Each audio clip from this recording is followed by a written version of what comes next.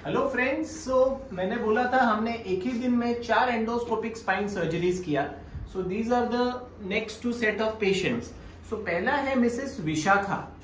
इनका एज है around 48 years और इनको यहाँ L4-5 और L5-S1 में बहुत बड़ा डिस्क था।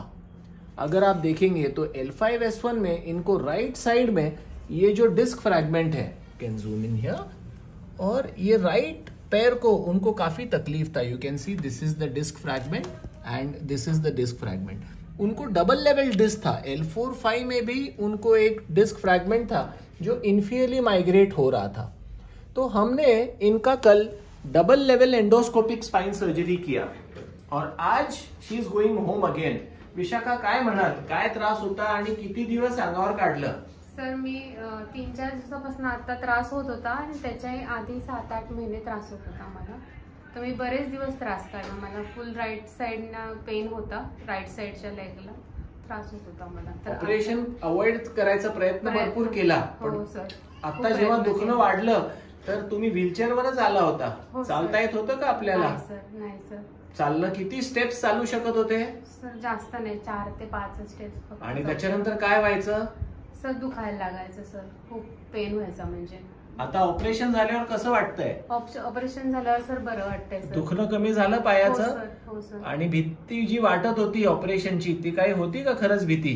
हो सर, भीती होती पण आता ती गेली आहे. आणि ऑपरेशन नंतर दुखलं का तुम्हाला काही? नाही सर. नाही.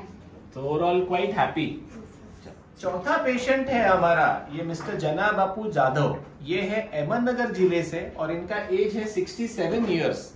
यूजुअली ऐसे बोला जाता है कि एंडोस्कोपी ये सिर्फ स्लिप डिस्क के लिए ही होता है, बट ये गलत है।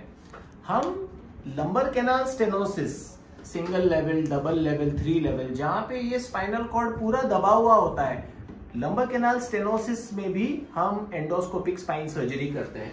तो इनका केस हम देखते हैं।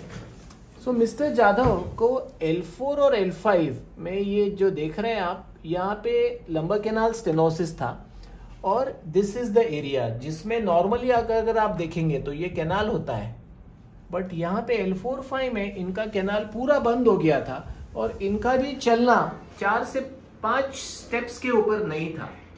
सो इनका भी हमने कल सर्जरी किया है। 67, इनको डायबिटीज है, ब्लड प्रेशर है, ये भी आज घर जा रहे हैं। काका, काय त्रास होता अगोदर आणि कसं वाटतंय आता? पहिले खूप त्रास होत होता, आता बेटर वाटतंय. आज चालवलं तुम्हाला? हो, चालू. किती चालले आज? परत 2 राऊंड मारले. 2 राउंड मारले आज. तुम्ही काय सांगू शकाल? सर, आधी वडिलांना 1 वर्षापासून त्रास होता आणि प्रत्येक जण जे सांगत होतं ते हे सांगत होतं की हे स्पाइन सर्जरी केली तरी रिस्की आहे. बरोबर. जर केलं तर पॅरालिसिस होईल किंवा अजून कॉम्प्लिकेट काही होऊ शकतं पुढे. बरोबर. तर आणि वडिलांना शुगरचा पण त्रास होता, बीपीचा पण त्रास होता. त्यामुळे सगळेजण सांगत होते की सर्जरी करूच नका. 1 वर्षापूर्वीच आम्हाला सर्जरीचं सांगितलं होतं, तरी पण आम्ही 1 वर्ष टाळली. मग परत आम्हाला तुमच्याबद्दल कळलं, त्या मग आम्ही तुम्हाला 1 मे रोजी तुम्हाला दाखवलं. तर तुम्ही सांगितलं की सर्जरी करावं लागेल आणि तुम्ही अशा पद्धतीने सांगितलं की ही सोपी सर्जरी राहील आणि तुम्हाला 24 तासाच्या आत आम्ही डिस्चार्ज करतो. आणि तसंच केलं. तुमचं पेशंट 12 तासाच्या आत चालायला पण लागेल आणि 2 तासात खायला पण लागेल, म्हणजे असं काही होणार नाही.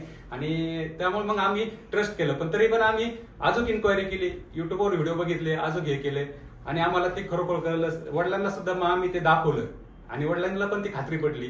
तुम्ही पण सांगितलं, त्यांना पण खात्री पटली. मग त्यावर ते तयार झाले का ठीक आहे आपण एंडोस्कोपी करूया. अरे वा. तर ओव्हरऑल काही त्रास झाला का ऑपरेशन नंतर? ओव्हरऑल ऑपरेशन नंतर काही त्रास झाला नाही. ऑपरेशन नंतर ते 1 तासानंतर एका तासामध्ये त्यांनी नारळाचं पाणी पण पिले आणि चालायला पण लागले आणि 24 तासात घरी पण जात आहेत. घरी पण जात आहे.